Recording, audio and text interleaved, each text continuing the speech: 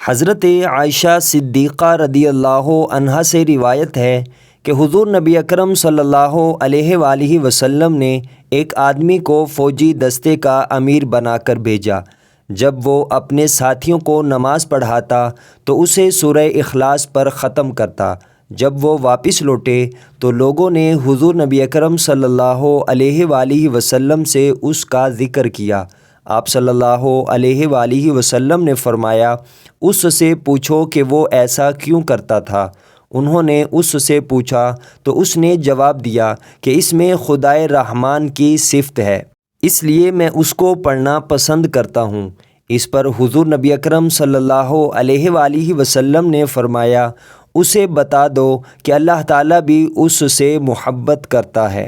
حضرت معاذ رضی اللہ عنہ بیان کرتے ہیں کہ انہوں نے حضور نبی اکرم صلی اللہ علیہ وآلہ وسلم سے پوچھا کہ کون سا ایمان افضل ہے۔ آپ صلی اللہ علیہ وآلہ وسلم نے فرمایا، تو اللہ کے لیے محبت کرے اور اللہ کے لیے ہی نفرت کرے، اور اپنی زبان کو اللہ کے ذکر میں مشغول رکھے۔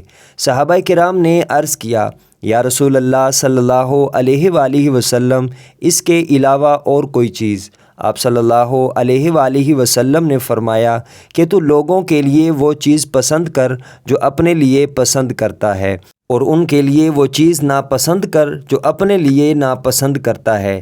احمد بن حنبل فی المسند، حدیث نمبر 22183۔